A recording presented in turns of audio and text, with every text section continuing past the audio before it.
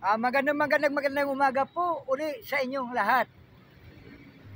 Mga minamahal kong mga lods, itutuloy ko lang po ang interview sa ating minamahal na kapatid na si Ramel.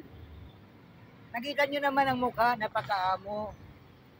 Nakita nyo naman kanyang sitwasyon. Ano mo nga yung bag mo? Araw-araw, tumatagay po siya mga lods. Araw-araw, buhat-buhat niya ang kanyang bag. Andyan na lahat.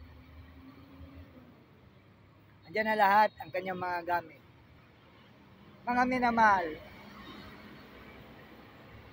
kaya ko siya binidyo, ang gusto ko pong mangyari kasi, gusto ko pong mabigyan ng pansin, mabigyan ng tulong upang mahango dito sa lansangan ang tao na to.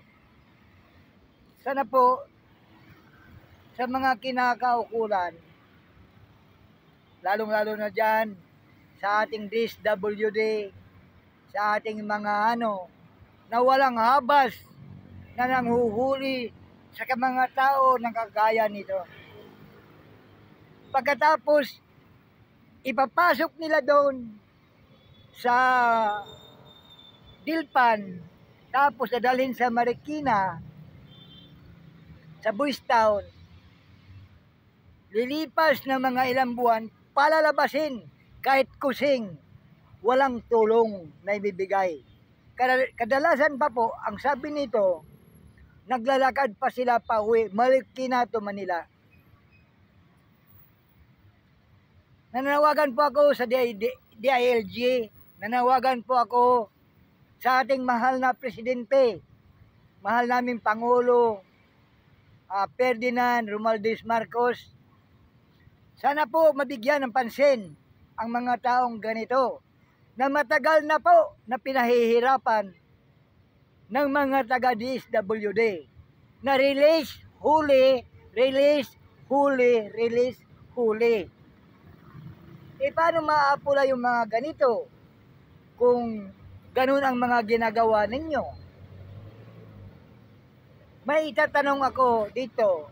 Sana po ay intindihin nyo mabuti kung nagsisinungaling o totoo ang mga sinasabi nito, tao na to. Kapatid ni Romel, may tatanong lang po ako sa inyo. Kapag kayo ba ang nahuhuli, ano ang ginagawa sa inyo? Mahirap. Anong mahirap? Anong ginagawa? Para kami aso nakatali. Saan kayo unang dinadala? Sa area ng evacuation. Sa may evacuation. Saan yon? Diyan sa baba ng tulay. Dilpan. Sa may Dilpan. Pagkatapos nun, saan kayo dinadala? Boys Town. Sa Boys Town. Pagdating doon, sabi nila sa amin, sabi sa amin dito sa lugar na to, bakit nananatili kayo dito? Ano ginagawa nyo rito? Sabi ko, bakit pinili nyo ba itong Pilipinas na to? Hindi naman kayo taga rito. Okay. Pares-pares lang naman tayo rito makikinabang. Okay. Bakit? Ganito, ang itatanong ko lang po kasi sa inyo, paano ba kayo itinuturing doon? Paano ba yung mga pagkain doon? Paano ba yung facility doon? Maayos ba? Nakakatulog ba kayo ng maayos? Hindi. Parang sinisira yung daan. Parang sa kalsada, sira. Di pantay. Ang agos ng tubig. Ang pakikinabangan nila, mamayaman, hindi taong nakikita nila sa paligid. Para wala silang Diyos na nakikita. Ano ba? May tatanong ako sa iyo. Balita ko, ang dami raw namamatay doon. Anong ginagawa nila sa namamatay? Yung mga namamatay na yan, wala nang kamag-anak. Walang sumusundo. Wala, minahirapan nila kasi ito, tatanungin ko. Dito sa area ng Luzon, Visayas, Mindanao, kanan ako. tao ako. Ngayon, itong area na to, kaya ako nanatili sa lugar na to kasi wala mo papakain sa akin. Sa oras nagkasakit ako, wala nakakita. Isang tao lang, isang puno lang ako nang humingi ng tulong. Walang ibang karagatan. Bismil, ano lang ako rito, Kristiyano. Um, Sa mga teka muna, mga kapatid, mapapansin po natin sa kanyang pananalita, medyo alam nyo na yon. Kasi kaharap ko siya, mahirap ang banggit. Gamitin na lang natin yung ating psychology sa kanyang pananagot, sa kanyang mga sinasabi.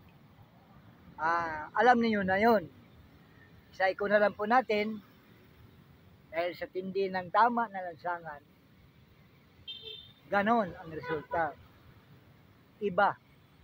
Iba na talaga ang kanyang mga kasagutan. Ang inaano ko naman po, isa lang ito sa napakaraming mga ganito tao dito sa libo-libo ka mga tao dito sa lansangan na walang ginawa ang pamahalaang Maynila kundi hulihin, pawalan. Buti sana kung bawalan, bibigyan ng tulong. Naglalakad. Totoo ba yan, naglalakad kayo pa uwi? Walang ibinibigay kahit pisong pamasahe? lakad lang. Ang layo nun, Marikina, Manila. Lakad lang. Walang pamasahe yun. Pero maliban na kung may karatula ako.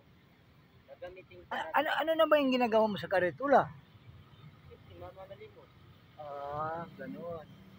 Narinig nyo, mga minamahal mga lods. Sana po bigyan ng pansin, bigyan ito ng pansin ng ating kinaukulan.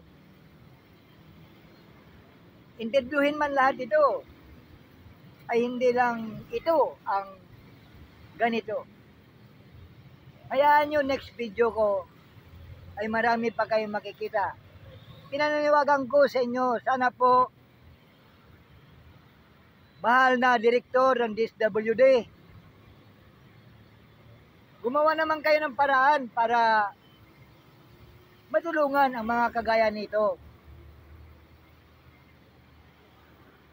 Hindi yung ang laki-laki ng pundo na ibinigay ng ating mahal na Pangulo para sa DSWD. Anong ginagawa ng mga yan? Rescue, kunwari, para makakuha ng pundo, release ng mga yagit. Okay, until next video, magandang umaga po sa inyong lahat.